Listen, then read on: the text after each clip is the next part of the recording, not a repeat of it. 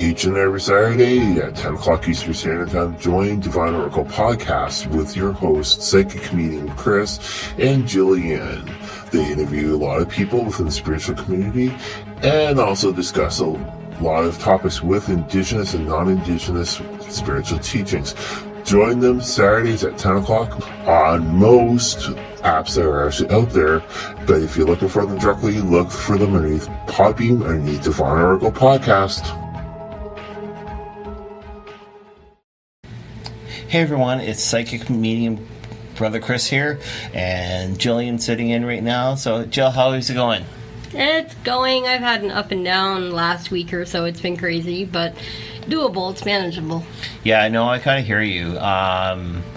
For me though, like, you were in the car with us on the one Sunday, and still right away went past the location that my father passed away in. All of a sudden tears just started crying, like happening way beforehand.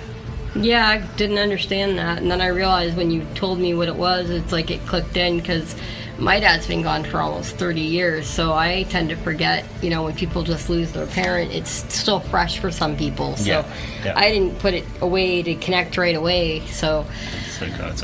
But what we suggest though is, if you guys are going through any hard times or any hardship, seek actually some counseling. Find out any peer support groups that are going actually into your area, and also those if you have any friends, be close to your friends and actually communicate with them. So we'll be back after this commercial break, and what we're going to be doing is we're going to be talking about signs actually about witches, since it's that time period right now.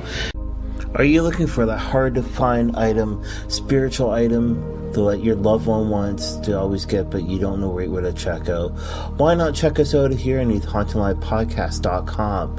Underneath our store, though, we actually have tons of items, from dream catchers, crystals, so many more for you. Check us out underneath HauntedLivePodcast.com.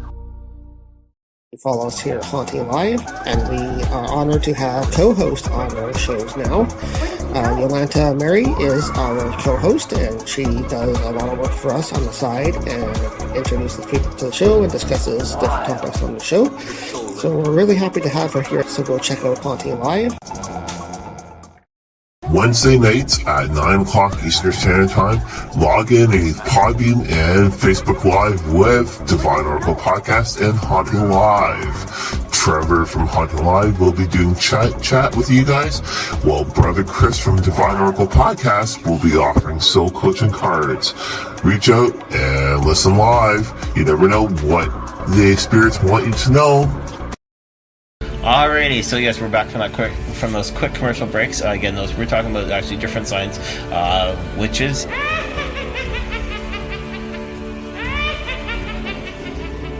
I'm just gonna let you know that there's two basically types of witches.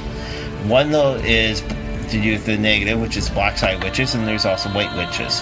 White witches are more or less pure, clear, connected with Mother Earth, compared to basically the dark witches, the black witches. They're more or less actually to do with the more negative energy. You might have seen the movie Hocus Pocus, and with the Sanderson sisters, though, it kind of explains though that they were within the black witches, compared to the movie that just came out a couple years ago on Netflix.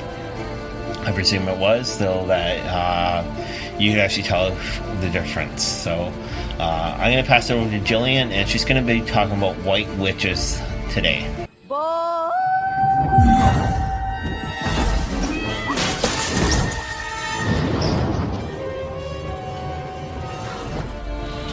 Okay, so people usually ask the question, what is a white witch? And so we're going to go through that today.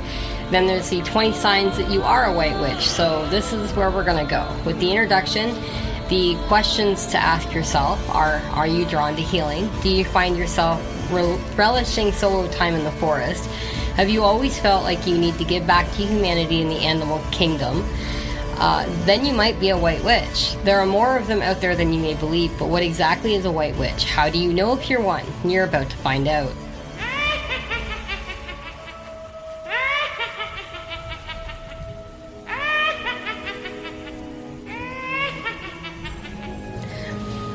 what is a white witch? White witches are those who practice white magic, sometimes called natural magic. They aim to do only good for the world and those who roam its surface. This magic is practiced through all kinds of mediums. Whether you're discovering a pull for singing, healing, blessing, prayers, crystals, or charms, you're more than likely a white witch. They pour goodness into everything they do and only have the best intentions at heart. Most pertinently, there we go, there's the word, they have a strong sense of knowing an ever so intense positive aura. So are you ready to find out if you're a white witch? Let's keep digging into this. It's important to notice the signs so you can better hone your intuition and humanity healing powers. So we're going to go right into it. A list of 17 signs you are a white witch. You are opening up to your spiritual powers. You feel you have psychic powers. Your hands offer relief to others in the form of hands-on energy healing. Your clairs are opening. You often think of someone and find the person that gets in touch with you. You manifest what you're thinking, and you know things intuitively. All these signs show that you can be a white witch. You have ancestors who are medical herbalists or healers. Many cultures believe that the gift of being a white witch is inherited and can only be passed down through several generations. Of course, in today's world, it's almost impossible to know whether any of our ancestors were healers, as our recent ancestors, much like ourselves, never claimed or cultivated this white witch gift. You feel the call, or you feel called to help others. Fueled by compassion, often find yourself offering to serve others, helping with a task at hand or offering a shoulder to lean on. You're a sincere helper. Occasionally, you may even be too quick to put other people's needs before your own. Oh, I know that one well. However, it is always driven by impulse to serve and give love. Actually, for you, simply coming to this earth and living life is not your goal. You want to help create a positive change in goal consciousness, which is, in fact, what the whole world needs. So, that sounds like you. that is very much like me. It's very what do we call draining to be helpful of other people, and oftentimes putting everybody ahead of yourself. Yeah. So you are an introvert. White witches are multi-dimensional beings, so if you're the white witch archetype, you may have a hard time navigating the 3D realms, which may cause you to withdraw into yourself so you can visit the realms of consciousness where you feel most at home. I don't know. For me, I'm not a people person, but I'm also not somebody that's shutting myself in. I'm kind of somewhere in the middle. The energy is positive. Your body, mind, soul, energy is positive. When trouble looms or you feel blue or it's a terrible day, you see beyond that. Moreover, you understand that we must experience negatives in order to appreciate positives. Maybe you feel down or sad sometimes, like everyone else. Nevertheless, it just leaves you permanently marked. Number 6, you have vivid dreams. Oh, yeah, I have lots of those. What about you? Yeah, actually, it's weird, though, because my dreams feel like they're not there. But, like I've said to you, and I've said to my life partner, though, if I do not tell about my dreams, it comes true. Yeah. Right. If I tell about my dreams, they do not come true. Yeah. As for me, it's about knowing the past and the history and the future, so I can predict things. And I tell people, they don't believe me, and then down the road, it's like, oh, you actually said that. Yes, I did. Yeah. And you're right. It came true. Yeah, we kind of talked about this, actually, on our drive back, actually, last week. But, yeah, what's it say, though? Yeah, so some dreams will give you ideas about what may possibly happen. You think that whatever you do, this is a coincidence. However, it's because you can access information from your spiritual guides much easier than others. So, and yes, I've been asked about the numbers for the lottery. Yeah. I've given numbers, but sometimes people just don't win the big one. They win the small ones. Yeah. And for myself, though, one of them, though, I can still talk about is with my parents, though. 3 years ago, I was in the hospital. Yeah, I was underneath heavy meds. But it keeps on coming up in my head. Okay? Is exactly who's going to die, what time period, and then who's going to pass away later. Things kind of were different, actually, within the dream because of the scenery, but everything came true. Yeah. So, what's 7? You hear voices. Hi, how are you? You hear voices and whispers, but there is no physical source. You have ruled out mental disorders, therefore it's likely you have a clear hearing. or otherwise known as clairaudience abilities. Note, it is up to you whether you develop this ability further by delivering the message to those they are intended for, or whether you shut this down. Yeah, I know somebody like that, and it's my life partner. Yes, he's very in tune, though. He hears a lot of teenagers, children, I guess the spiritual realm, they go to him because he's very much, I don't want to say this meanly, but he's the nicest guy I know. But he's very easy to talk to with children. Children seem to just go to him and just like want to talk to him and hang out with him and chill with him. My son absolutely loves his uncle. Like, I have my brother. My brother's great, but Chris's life partner, he's pretty awesome too. Yeah. So they hang out, they chill, they have fun. Like, it's kind of amazing to see the change. Yeah, for myself though, I love kids, but the thing though is I'm strict. Yeah, you are way beyond strict, and So. I think that's why some kids have you're the meanie pants. So. So, number 8, you sense that you're meant to participate in the global shift in consciousness which is currently underway. Now, this is the big one, because a lot of people, they're talking about it, but they don't understand it. We can all feel it, this impending shift that many spiritual teachers have talked about for decades. But white witches don't just feel it, they feel it pulling them like a magnet towards the leadership position that help facilitate this transformation of human consciousness. Basically, what's going around the world, how things are happening, how some people are predicting what's going to happen, and what their steps are to kind of help make things better. Because we need leaders in the world that are going to help the people, not Yeah, and it's kind of like star seed children. It's kind of like that. Yeah.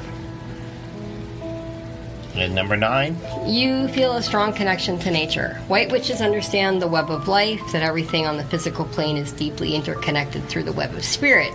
Nothing embodies this understanding better than nature, how it nurtures us and how we nurture it in a mutually dependent relationship. 10. You capture people's vibes instantly. White witches tend to have levels of empathy that are higher than the average person. The term empathy refers to the ability or capacity to imagine oneself in the situation of another, experience the opinions, ideas, and emotion of that person. When they are with people, even if they do not read their facial expressions or know them very well, they can still determine what vibes they are letting out or how this individual feels. That is why you might find it incredibly daunting to hang out with individuals who tend to dramatize every event or who are constantly sad. Yeah. That in itself, number 10 would be like its own podcast, like its own show. yeah, Yeah, the number of people that are very they dramatize everything in their lives, or they're constantly sad because they're not happy with their lives. people like that. I know several people like that, actually, and it's very energy reducing. I have a point where I can't deal with those people anymore. It's like I need a break, I need a minute, I need, I have my phone, I look at my caller ID and I go, not today, I can't do today. I have my own stuff going on. I love my friends, I love my family, I love the people I hang out with, but sometimes I just need a minute from everything they do. So, I very much resonate with number 10. Yeah. How do you feel about number 10? Right now, though, my brain is empty. Okay, so we're moving on then. Yeah. Number 11. You have a well-developed intuition. Oh, that was another one. Intuition is also known as a strong hunch or a gut feeling. Your body, everyone's body is actually an antenna. It is sensitive to energy. Every individual can tune into their intuition, however, most people choose to ignore it. You don't make decisions logically, although you do consider that your way is logical. You have learned that your intuition has guided you well throughout your life. Tip. This is a good one. You can try it. To test out your intuition, next time you have to make a decision, place your hand on your solar plexus, found in the pit of your stomach, and become aware of the feeling in your body when you consider each choice laid before you. Now, let you guys know, the solar plexus, though, is actually part of your chakra. And the solar plex, though, is one, though, that does speak to you quite often. It's kind of like those where, as a child, though, you would say, "Oh, I've got an upset stomach," but you really don't have an upset stomach. It's because your part of the chakra was trying to talk to you a little bit more stronger.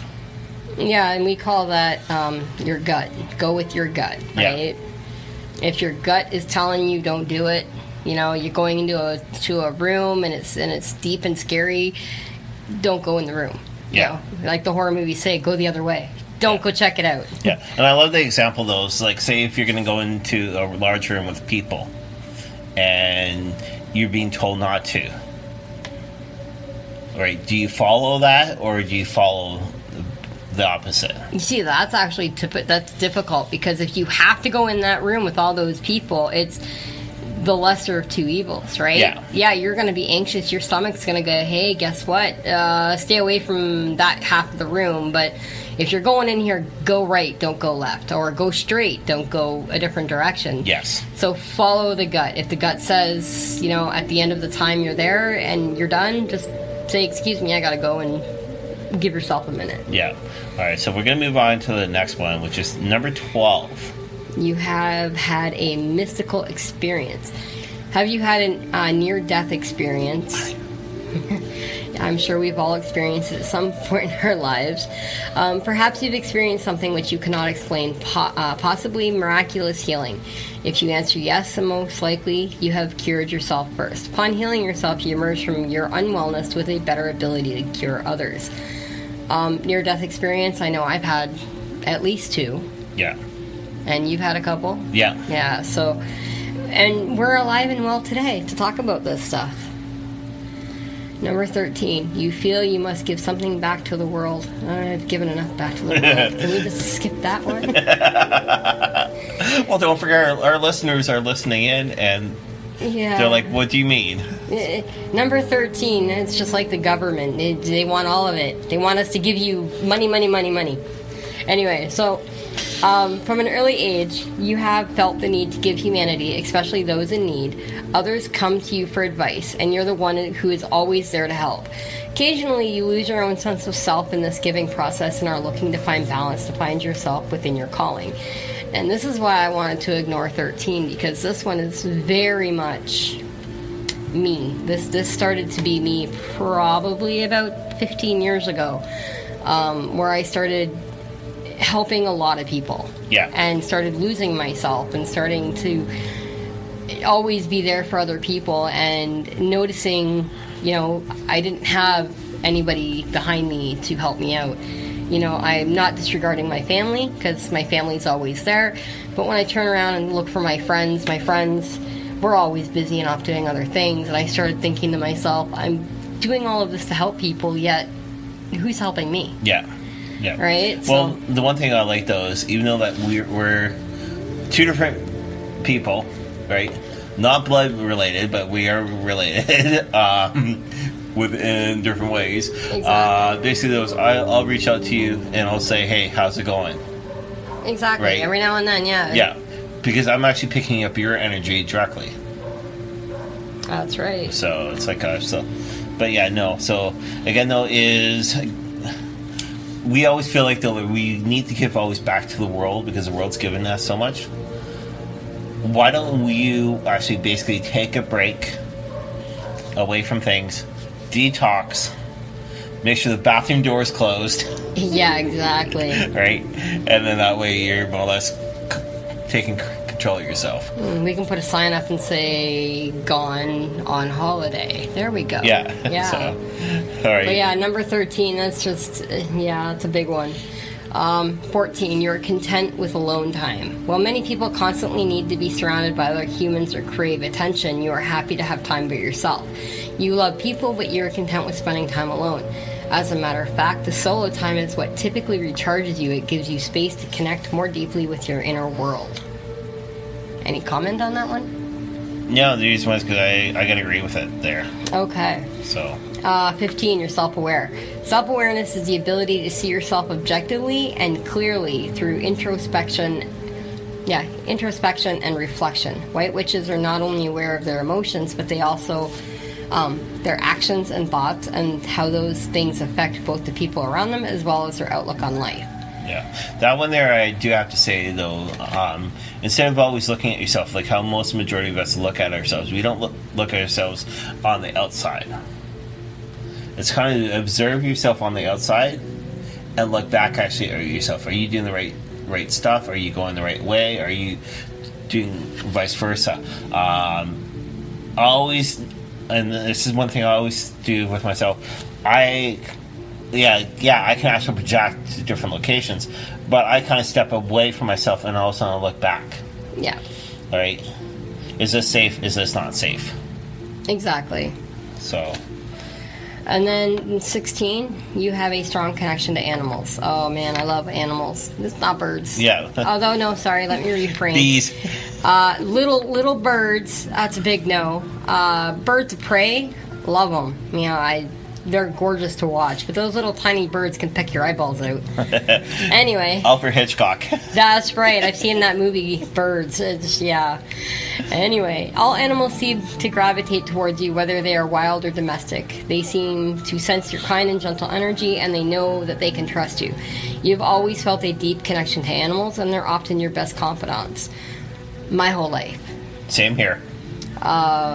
We used to have a pet bat growing up as a kid. My mom absolutely felt disgusted about this bat, but my dad had it trained. Whenever we'd open the bathroom window with the bathroom light off and we'd call out to it, it would come and land on our hand, or in some cases hair. As long as you didn't freak out, the bat wouldn't try to do anything, and you could peel it off your hair and there'd be no problem. Well, the one time my mom came in, turned on the bathroom light, and the bat lost its crap and literally flew around the bath, it just trying to figure out a way, because bats are blind to light. So that's why they come out at night. They see better at night. They don't have daytime. Echolocation is how they find things. And my mom, she got a broom. It's like, no, put the broom back. I'll get the bat out. So I ended up having to shoo the bat. I told her to shut the bathroom door and close off the light. And my dad, he's like, what's going on? I'm like, Mom tried to go after the bat with a broom. And he's like, oh, I've had that bat around for 2 years. I've been training it. Yeah. Well, now, the bat did live for about 5 or 6 years before something happened to it. I don't know. But that was the first start of our animal training. Yeah. Animals would just come to us. Well, for myself, though, I find, though, that if I'm actually around anybody or if they're going to somebody's house, their pet turns out to be my pet. It's because of the energy, though, that I have that animals actually love. They could be wild animals or tamed animals directly. I remember the one year I was up in Muskoka, Ontario, Canada, and driving around in the car. Had the window down. The gentleman I was with, though, was one of my co-workers. He said to me, roll up the window, there's foxes, all that. There was a red-tailed fox that did come to our vehicle, put its paws up, I put the hand out. He said, watch it, it's got rabies. The fox was calm with me. Mm-hmm. Right? So animals can actually sense higher frequency than what we can actually be able to pick up. Animals know if you're going to be evil to them or not, right? Yeah. Animals just have that extra sense of knowing. So if you see people with animals and the animal pulls to get to you, you know you can trust that person. Or that person knows they can trust you because their animal likes you. Yeah. Like raccoons. We had a lot of raccoons growing up. Loved them. But anyway, we got lost on that one. Number 17, you're attuned to the cycles of the moon. White witches work closely with the lunar cycles, using the energy of the moon to amplify their magic. If you find yourself feeling more energized or creative during certain phases of the moon, it's a sign that you might be a white witch. Bonus 2, 18, 19, and 20. Here we go. A draw to mystical symbols and ancient practices. The allure of the mystical ancients... let me try that again. The allure of the mystical and ancient in a cornerstone in the journey of a white witch. It's an inexplicable magnetism that pulls them towards symbols and practices that have just stood the test of time, offering wisdom from generations past. Tarot cards, for instance, are more than just beautifully illustrated pictures on cardstock. Yeah. To a White Witch, they are a tool for introspection, guidance, and clarity. Each card in a tarot deck holds a specific meaning, and its interpretation can offer profound insights into life's challenges and opportunities. While some may dismiss it as mere superstition, to a White Witch, the tarot is a symbolic language that speaks directly to the subconscious mind, helping them navigate their path with greater confidence and understanding. Runes, on the other hand, tap into an even older tradition. Derived from ancient Germanic languages, these symbols were believed to hold great power. Today, White Witches use runes for divination and spell work, drawing upon their ancient energy to manifest their intentions and desires. However, the attraction of White Witches to the old ways is not limited to divination. They also find themselves drawn to time-honored practices like yoga and meditation. Yoga, with its roots in ancient India, is more than a physical exercise. For a White Witch, it's a way to harmonize the body, mind, and spirit, enhancing their magical workings by fostering a strong, clear channel between them and the universal energy. Meditation also plays a crucial role in their practice. It helps them quiet their mind, heighten their intuition, and attune themselves to the subtle energies and vibrations around them. So, let you know, not only besides tarot cards, but also oracle cards. Yeah. Oracle cards are more newer, but they're different level than tarot cards. For myself, though, I'm a certified oracle reader. So, most cards, though, I'm in tune with. I don't look actually at the words. I look at the pictures and go from there. But the thing, though, is Jillian and I, we know somebody that works with yoga. She works with meditation. She works with the Ruin and also tarot cards. She's a long lost cousin of mine. She was actually on one of our past programs that I take part on Wednesday nights. Her name is Clairvoyant Psychic Sally, and if you guys want to be able to take part of her show and learn a little bit more from her, she's got a great website, and that's SallyDiane.com. That's the best way to do this. So plug in your cousin, eh? Yeah. Put a little family plug in there. Yeah. Okay. So, number 19, a knack for manifestation. The art of manifestation is a key aspect of the White Witch's practice. It involves more than just wishful thinking or mere coincidence. It's an active engagement with the universe. White Witches understand that their thoughts, intentions, and actions are powerful forces that can influence the reality. This understanding stems from the belief that everything in the universe is interconnected and composed of energy, including our thoughts and desires. When a White Witch sets an intention or makes a wish, they are not just idly daydreaming. They are focusing their energy and directing it towards a specific goal. To manifest their intention, White Witches often employ rituals and spells. These serve as physical representation of their desires and act as a catalyst to set their intentions in motion. For instance, they might light a candle on a specific color or light a candle of a specific color to symbolize a particular wish, or write their intentions on a piece of paper and burn it to release their wish into the universe. Yeah. A sense of otherness. Didn't even know that word was a word. The sense of otherness is a common thread in the tapestry of White Witch's life. Often from an early age, they may feel somewhat detached from the social or societal norm, finding themselves marching to the beat of a different drum. The otherness is not about feeling superior or aloof, rather it's about experiencing the world through a unique lens, one that often leads them down less conventional paths. This sense of otherness can manifest in various ways. For some, it might be a pull to unconventional life choices. They might choose a career path that prioritizes personal fulfillment over financial gain, or opt for a lifestyle that values simplicity and sustainability over consumerism. They might choose to live in a tiny house, travel the world as digital nomads, or cultivate an off-grid homestead. These choices often stem from a desire to live authentically and in harmony with their true nature. Others might find themselves drawn to alternative philosophies. They might explore Eastern spiritual traditions, delve into the mysteries of quantum physics, or study the teachings of indigenous cultures. They're not satisfied with accepting things at face value and are driven by a deep-seated curiosity to understand the deeper truths and hidden hidden realities of existence. Yeah. So that last paragraph sort of sounds like me. Yeah. That's my God. So, All right. so conclusion-wise,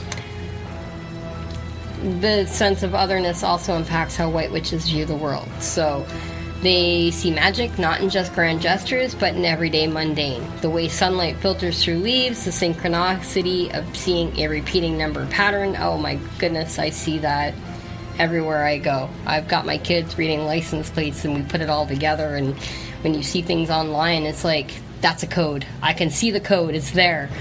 The simple act of brewing a cup of herbal tea, they understand that everything is interconnected and even the smallest action can be profound effects. Feeling out of step with the mainstream can sometimes be challenging. It can lead to feeling of isolation, misunderstanding, or even ridicule. However, many white witches come to see this otherness as a gift. It allows them to break free from societal expectations and forge their own path. It fosters creativity, encourages independent thinking, and cultivates a deep sense of empathy for those who are marginalized or misunderstood. all right. So there was quite a bit there. Hopefully that some of it peeked out to you. And if you are a white witch, that's awesome. Now, everything though that was just said there, again, those with the black witches, the dark witches, is reverse. Yeah, they might like the forest and all that, but still their practice though is the opposite compared to white witch. White witches are a lot more prosper, they're a lot more energy, they're bringing out the good. The black witches though are bringing out the negative. Underneath my years of walking here on Turtle Island and Mother Earth, I've come across both white witches and also with black witches. One of my good friends still, I haven't talked to her for a couple of years still, but she's still a good friend of mine. We still have each other on Facebook. Anyway, so she is a black witch originally. Her mother was a pure black witch. The one night though that we were over at her house, I didn't know the way though that her mother addressed her. But the way I turned around and her mother came into me and actually called out, because I'm a trans channeler, basically though is she turned around and said, those words were my mother's. Exact words, the way though I came across to her. So black witches though, can those, if you want to be able to study more about that or even learn a little more, great movie to check out. It's a comedy, but it's good though because it does actually have with the black witch, dark witch, is Hocus Pocus. Yeah, they have white, they have dark, they have everything. Yeah. It's one of my favorite movies. I waited many years for number 2 to come out. That was awesome. And then number 3, it's supposed to be out next year. Yes, I know. So not another 30 years. Oh yeah, that would be wrong. It's like Top Gun, where you're waiting and waiting and waiting, and they came out with Maverick. It's like, yeah, some movies are worth waiting for. Yeah. Some movies are very historical, and they can be funny, and they can put some of the truth out there, and others are just being sarcastic and making up funny things about certain things in people's lives. So, yeah, you know, that's what it's for. It's all Hollywood, right? For some things. Yeah. And some things has been around longer than Hollywood has been. Yeah.